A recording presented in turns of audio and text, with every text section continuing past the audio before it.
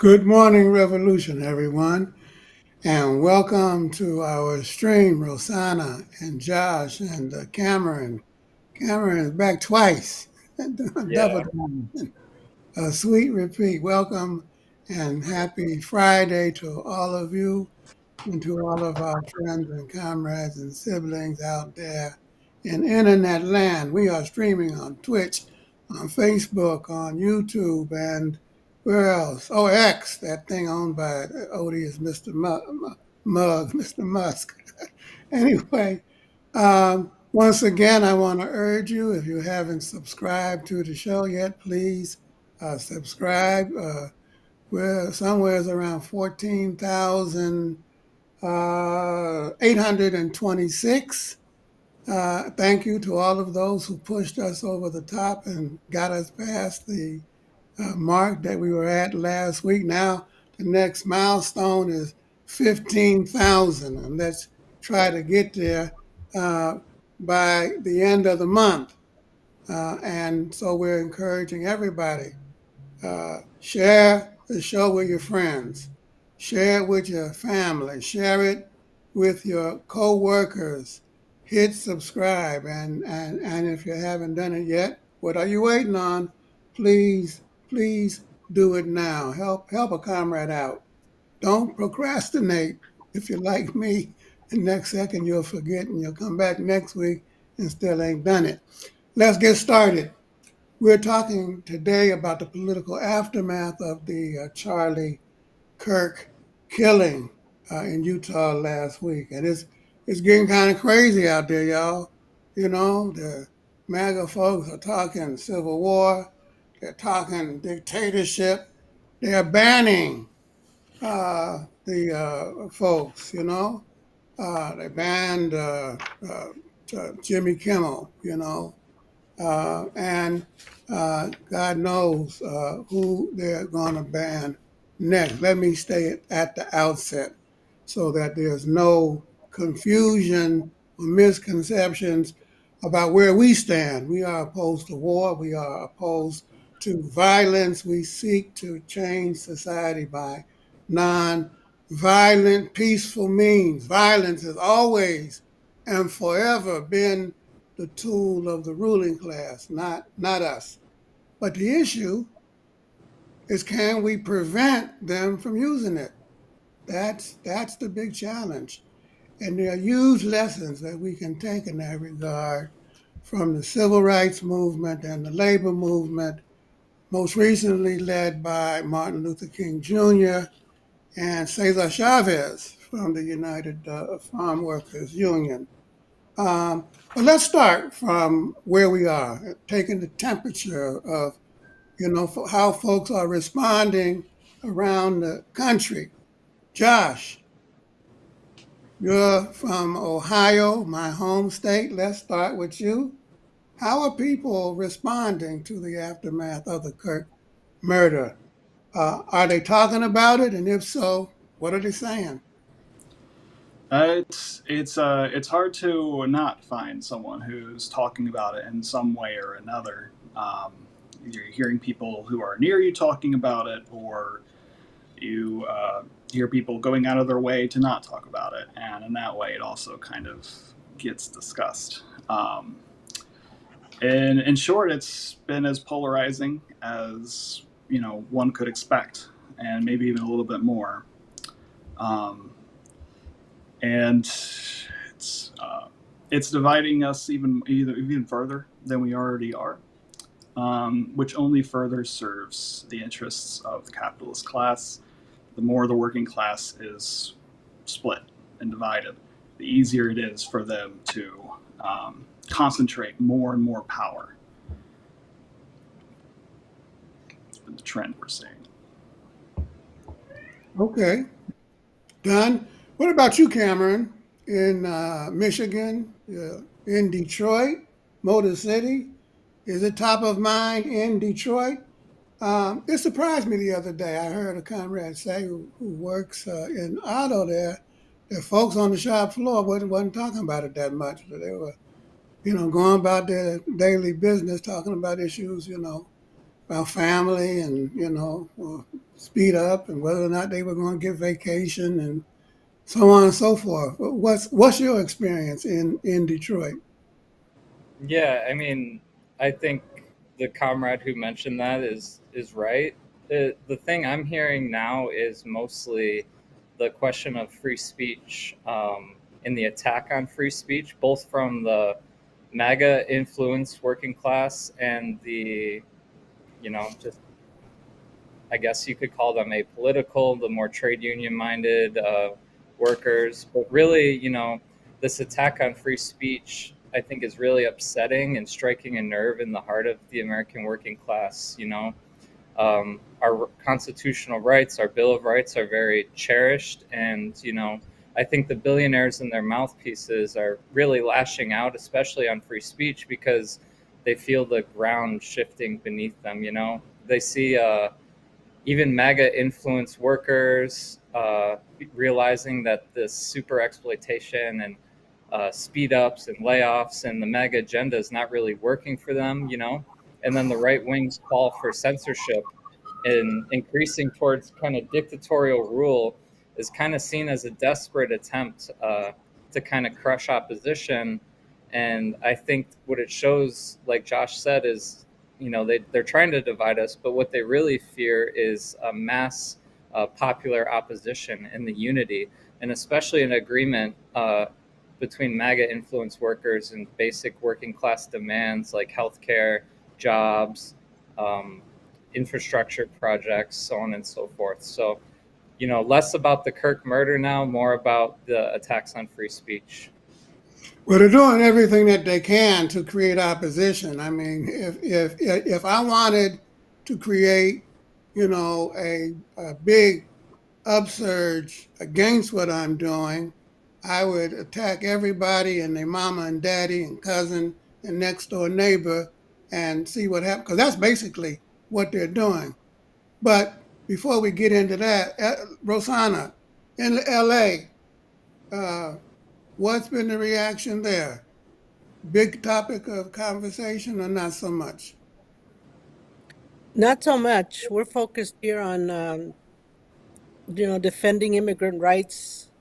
Um, what's going to happen? Some of the aftermath in certain in terms of housing.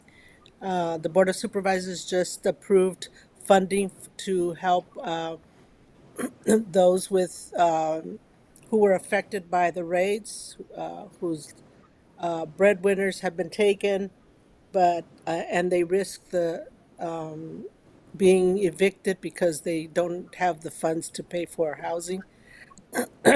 So not so much here. It's more of how to survive and how to fight back the attacks that are being waged here on especially the immigrant community, but in other ways. And I agree with Cameron. I think we need to focus on the fact that they're trying to limit our free speech, trying to twist it, saying that there are exceptions. And I think we need to be very mindful of that attempt and not let that happen to us. True, true, true. And we're going to get into that in just a moment. Well, Josh, it seems like it's kind of a red state, kind of a blue state, kind of depending where you are. Sometimes I just fear for my home state because it was once, what they call blue territory, though I never quite considered it blue. I always thought it was a little bit pinkish in the left direction, at least based on where I'm from in the northeastern part of the state. But it is certainly top of mind for MAGA, for the MAGA right. And they're trying to squeeze as much political capital out of this as they possibly can. These big free speech advocates, as Rosanna and Cameron has been saying, are now doing everything that they are, well, truth be told, historically, they are the masters, past masters of cancel culture, you know? They've been trying to cancel the left, since the October Revolution. As I said at the top, they went after Jimmy Kimmel. They went after Stephen Colbert.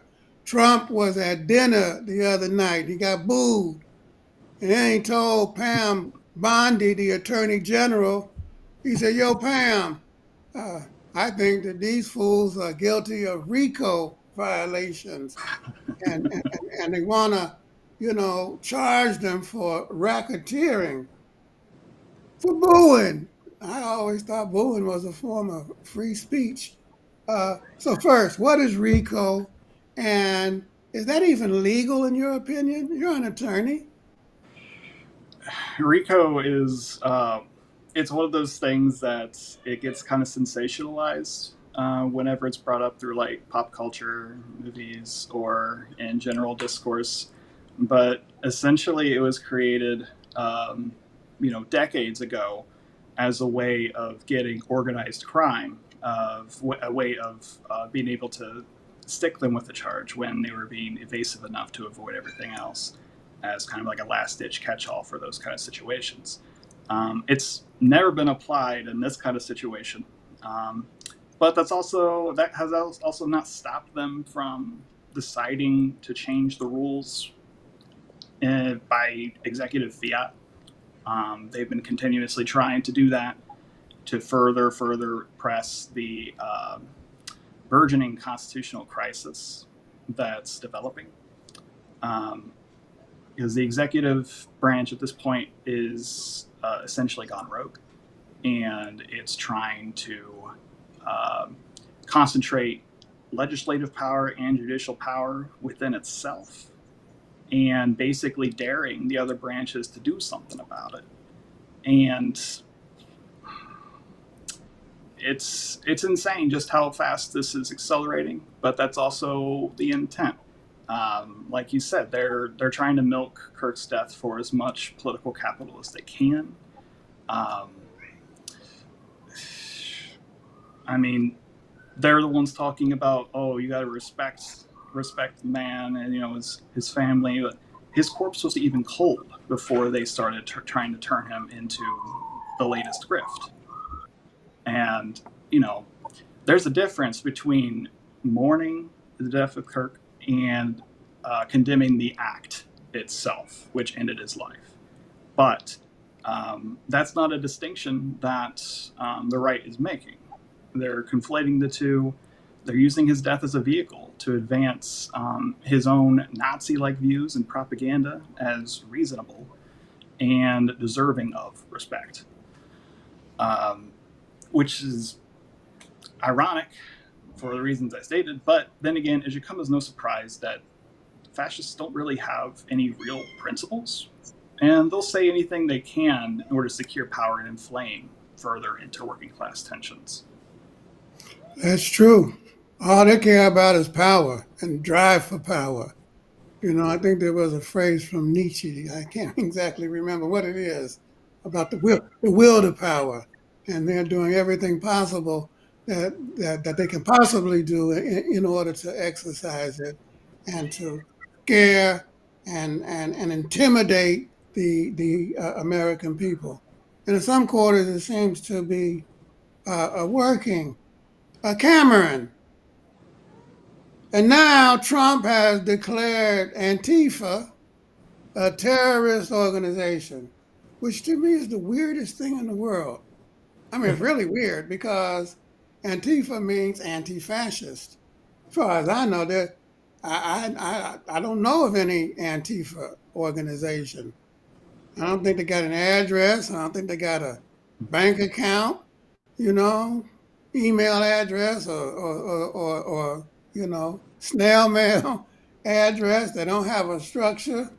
Um, and even if they did, the people that they're talking about, when you talk about anti-fascists, you're talking about the majority of the uh, American people. So all anti-fascist terrorists, Cameron? What's going on here?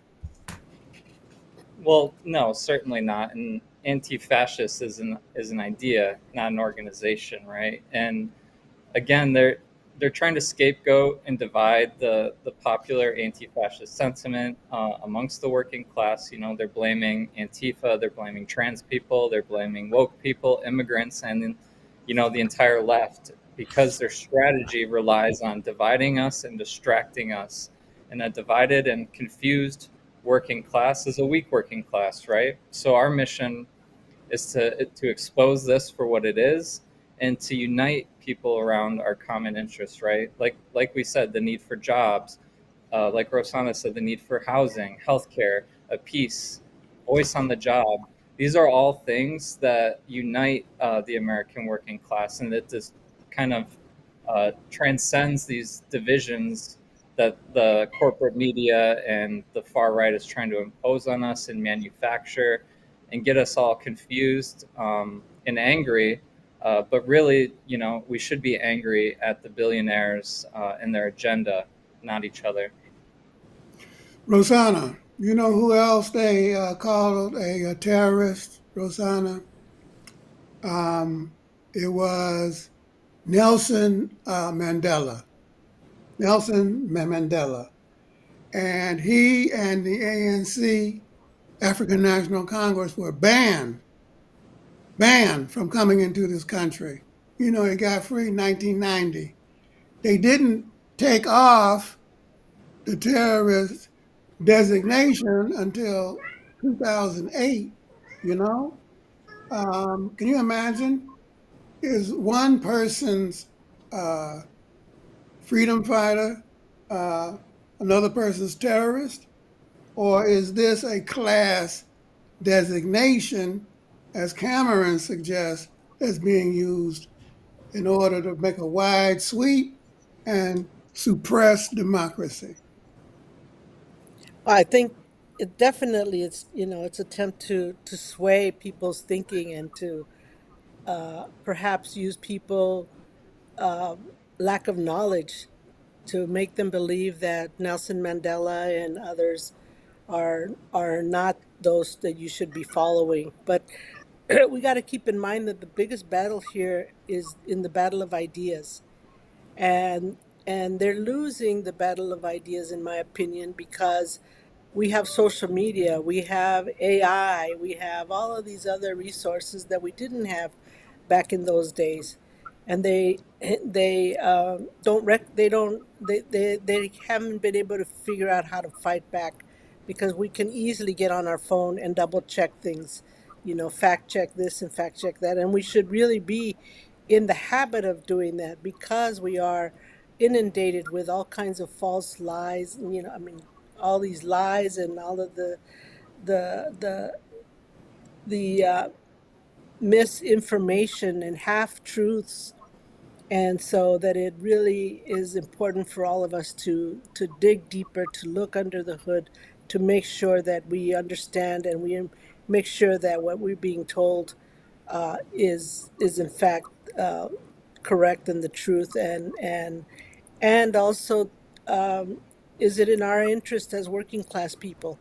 Um, I think a lot of people. I just saw a poll not too long ago that Latinos are realizing that they voted against their best interest when voting for Trump. So I think it's a good lesson for us, all of us, to learn, is that we have to look deeper. We just can't take things on face value anymore. That's a very important point. We have to look deeper, have to think critically. Um, because Josh, these designations seem extremely arbitrary. This one's a terrorist. You get a bag over your head and you're sent to a black site. The other one's an enemy combatant. And if you get sent to a black site, you're lucky. And if you're not, they shoot you or blow up your boat like they recently did in off the shores of Venezuela.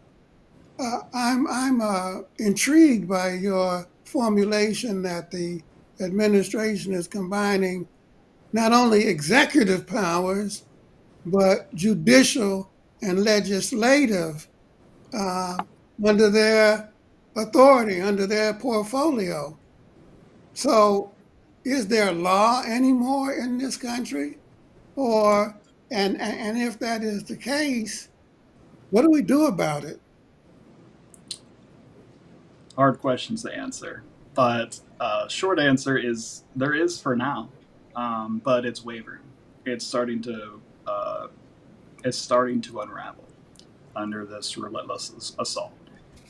Because for all the problems and problematic natures of the founders, the idea behind our system was to limit executive power.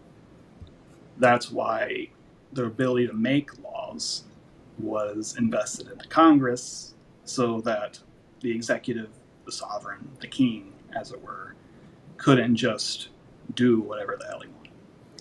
And the ability to interpret those laws and what they actually mean was given to the judiciary, both of which are meant to act in concert to primarily keep the executive in check.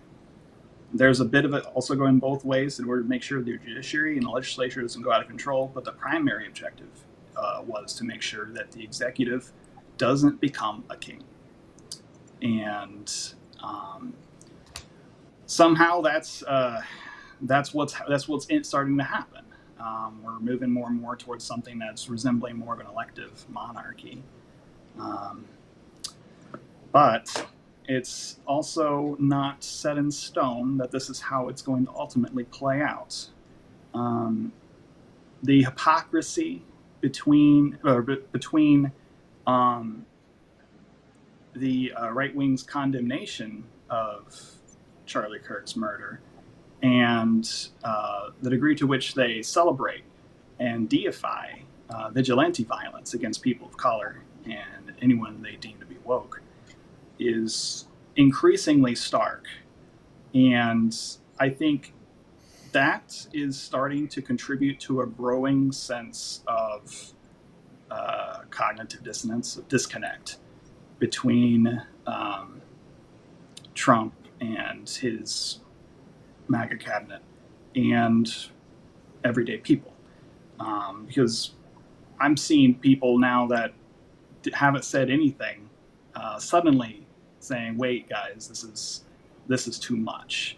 We're starting to cancel TV show hosts and comedians for making a joke that wasn't even really that bad to begin with. The scale of the overreaction says a lot about how fragile their power really is, and they're aware of that, and they're deathly afraid of a mass action, a mass movement, something akin to a general strike that would absolutely stop them in their tracks. Well, Cameron, Josh says we are where we are. And where we are, at least from a legal standpoint, he says it's wavering, you know? And so a lot of this is going to be decided in the streets, in the factories, on the campuses. But where are we? Do you think that we're at a turning point? And if so, in what direction? That's a good question. I definitely think we're at a turning point, but I'm not sure what direction it's going to go, to be honest. There is positive signs in the labor movement, in the people's movement, and in the general defense of democratic and civil rights, of course. At the same time, with the scale of the crisis, it's not quite clear that the labor movement is, up to snuff to meet the mark. As we talked about last week, there's some serious issues, both internally and the conditions under this administration.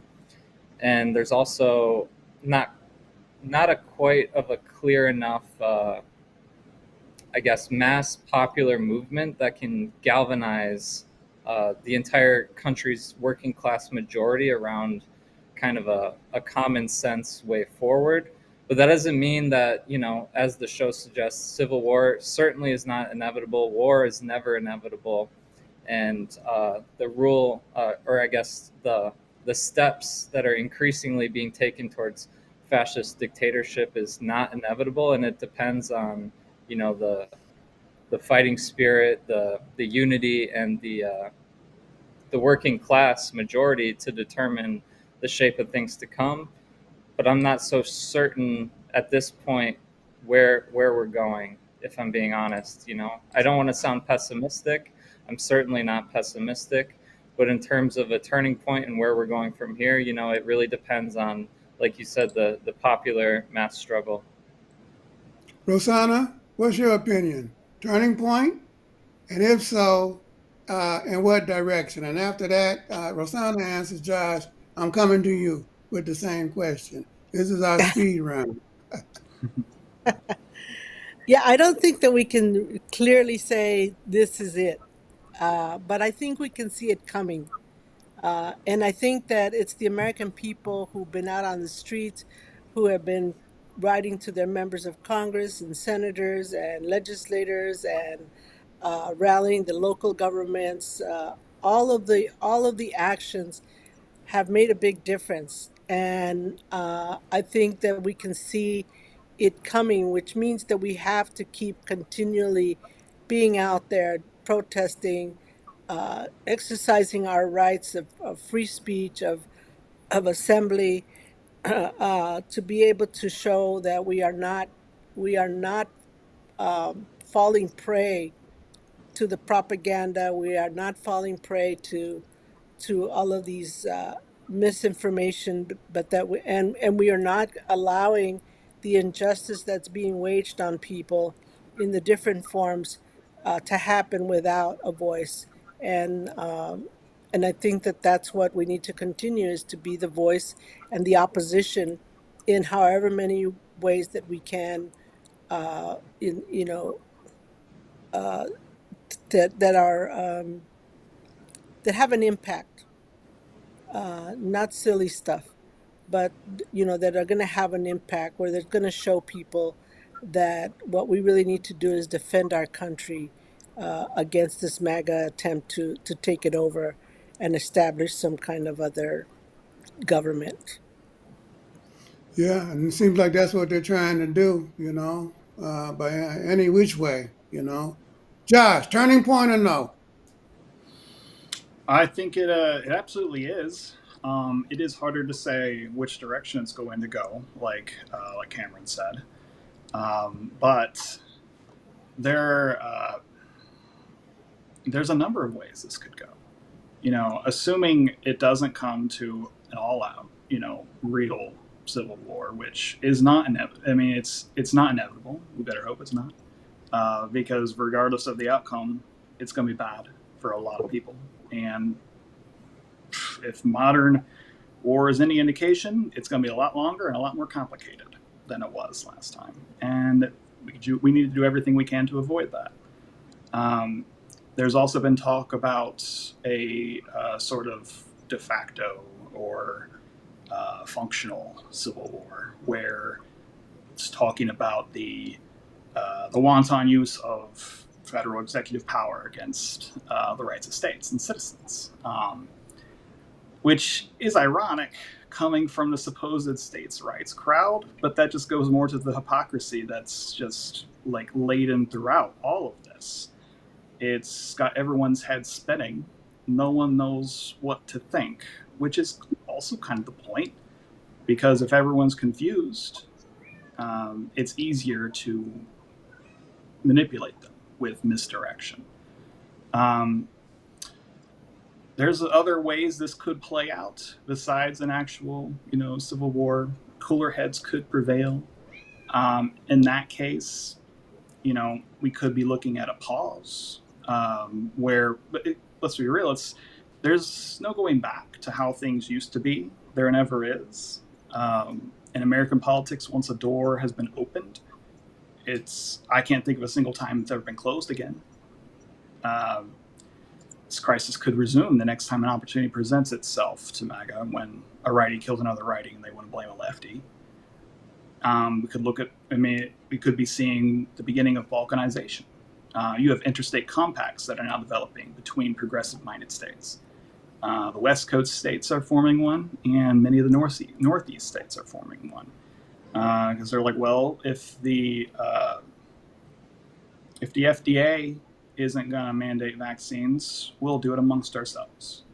If the federal government isn't going to do what it's supposed to be doing here, we'll do this ourselves. And so there's a growing divide between within the federal system as a whole. And the more inflamed people get, the more distracted they are by whatever happens, the easier it is for them to further push the ultimate agenda, which is to maximize federal authority, which, not to sound like a broken record, but is incredibly hypocritical, considering it wasn't that long ago they were pushing conspiracy theories about how President Obama was going to send federal troops into states and force Obamacare on them and put everyone in camps. And everyone laughed it off because it was crazy, because it was. And now here the same people are doing exactly what it is they're accusing other people of doing, which is the telltale sign of a fascist movement. Yeah, they were talking about. I think Texas. The Texas. The governor put the National Guard on the alert because they said Obama was going to send troops into Texas to impose Obamacare. And these are all, these big advocates of states' rights, which is another twist on it. But at the same time, we saw that, after uh, September 11th, there was a dramatic increase in the repression and the rules and regulations and the increase in the power of the national security state, you know. But it didn't end up in civil war. We saw that in right, after World War II, the prior there was a great deal of national unity, and which the party contributed to in the formation of a popular front against fascism. And then Churchill gave that speech in Fulton, Missouri, talking about the Iron Curtain was coming down and the Cold War started. And then there resulted, you know, 20 years of a political deep freeze in the United States and severe repression. But then in the late 50s and the early 60s, the ice broke, first on the college campuses with the free speech movement, and then the movements against the Vietnam War and the civil rights movement blossomed. And so, these kinds of things, go a little bit back and forth. And Cameron, one of the founders of our movement, I forget who, is Marx or Engels or one of them cats, Lenin, said that the United States working class, the American working class, is slow to move. But when it does move, it moves with incredible force. Um, do you see um, on the ground, in the factories, in the trade unions, the beginning of that awakening taking place? Uh, Cameron? ab- yeah, absolutely, Joe. It is true the American working class is slow to move historically, but some really positive signs are this burgeoning not only trade union consciousness but a general class consciousness. That you have people that are recognizing that the way that our economy is set up and organized, that only benefits the big capitalists and the monopoly firms and big finance, is not democratic, and it is not um, helping to facilitate the American dream, the American dream, and people are willing to fight, for their rights on the job, but also in the community. Like we've been saying, the right to housing, the right to health care, the right to have productive work to do, um, are all gaining steam. We have workers like no longer calling themselves the middle class. We're working class, and we have class siblings in all these different industries, and that is a very good thing. And I think that also contributes to the far right trying to use every tool in their toolbox to divide us and keep the uh, the working class from coming to know itself, and fighting for its own interests. And you know, as the one of the commenters, I didn't read the full comment, but I think the sentiment was the fascists and the far right and MAGA are using very skillful demagoguery, and speaking almost as if they're anti big business, but in reality, it's so far from the case. The billionaires have accumulated almost double their wealth in the last 8 years. The COVID pandemic saw the largest transfer of wealth from the working class uh, to the ruling class up until this so-called big beautiful bill, the class war bill, which is facilitating even more wealth upwards. And I think people are realizing that and want to fight. They just need the leadership, um, to be there. The trade union movement has to become a leader of not only the organized workers, but the whole of the working class. And we also need political leadership. And right now there's a vacuum, right? And one of the most absurd things out of this whole Charlie Kirk murder that I've seen is calling the DNC a domestic terrorist group, and that they're inspiring people to carry out acts of violence. And to be honest, comrades, I think that is laughable. I can't think of any instance the DNC has inspired anybody to do anything, let alone commit murder and violence.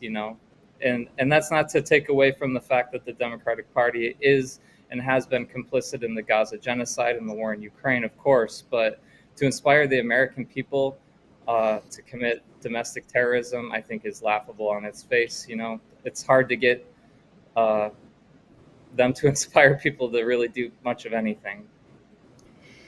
Well, that's true, but some of them are fighting back. I got to give it to Bernie, got to give it to AOC.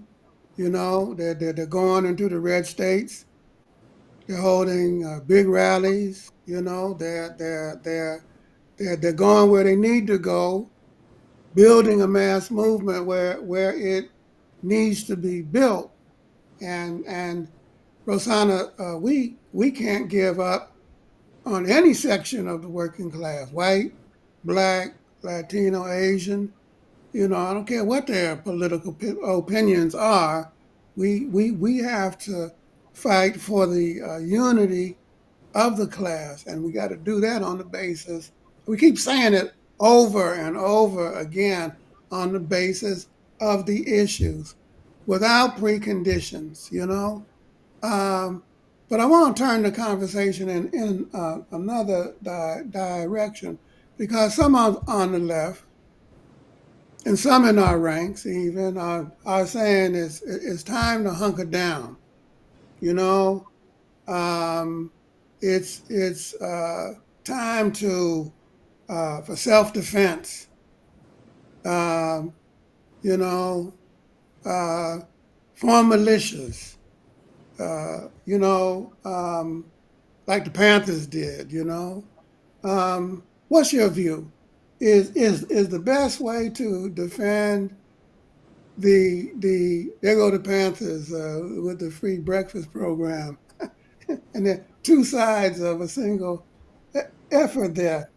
Is the best way to defend the working class, or what is the best way to defend the working class and people in this situation? Should we form self-defense committees, or should we fight for peace? What is the role of the party in that regard? Well, I think we want to fight for peace. Who wants to be in war? I can't imagine. And it's it's what you see in movies. It's right away you get, there's the whole violent type of scenario. But that's not the answer. That's the kind of propaganda that has been instilled in us to think that violence and war and things like that are going to be the answer. That's not going to solidify the commitment of the working class to bring about change. What's going to solidify it is to develop their ideology, to be able to shed all of the misinformation that the ruling class has been throwing at us about racism, about the differences between each other, and about this American dream that very very few really get get anywhere. The idea that we can be millionaires, all we have to do is work for it. It's a bunch of BS. The idea that you have to fight for health care. It's a right. It's not something. It's not a privilege. It's not anything. We pay into our taxes. That money should be used to have a good, decent health care for all of us. Education, free education, all of these things. We're in the richest country in the world, and we don't have that. It's shameful, really, really shameful. And I think that the working class, we need to help the working class develop that consciousness, clear the fog, and say, look, we have a right to all of these services. We have a right to a decent living. We have a right to a sustainable environment. We have these rights, and we have the ability to do so. But we have to uh, stop this idea of putting profit before people. We have to push for people before profits. That's how we're really going to bring about the change, not any kind of violent form. Not it's not the answer at all. I agree 100%. And Rosanna has the last words. Comrades, friends, siblings, let me say this. It's true that things are moving very quickly, you know, very quickly. Uh, at the same time, I think it's very important for us to see that there are still wide room. There is still wide room for struggle. And in that regard, the best defense of our working class and people is to continue to build on the mass movement that has been emerging in this country since April 5th. Hands off demonstrations. It had another moment on May Day where the trade unions and community forces all over the country came together to support immigrant rights, workers' rights, peace, end to the genocide in Palestine, health care, you know. Um, it exploded on No King's Day, you know, and we're going to see another rise in resistance this coming Saturday here in New York in the demonstrations that are taking place for climate change and for migrant rights on the occasion of the General Assembly of the United States. And then again on October 18th, when there will be another New King's Day. The worst thing that we can do, my comrades, is retreat now, go into our bunkers, withdraw, and no matter what the pretext, because that will end up demobilizing the mass movement at a time when it needs the strength and resilience and ideological clarity to lift the fog, as Josh and Rosanna and Cameron have been saying, to lift the ideological fog and for to allow the class to see itself as a class for itself. as the liberatory force of the entire society. I think it's true that we can't go back to where we were. But the issue is, will we have the strength and the resilience to push forward? And that, comrades, friends, siblings, is the role of the Communist Party. Well, it's been an interesting discussion. We ain't gonna let no war take place. We're gonna fight for domestic peace. We're gonna fight for international peace, and we're gonna win it.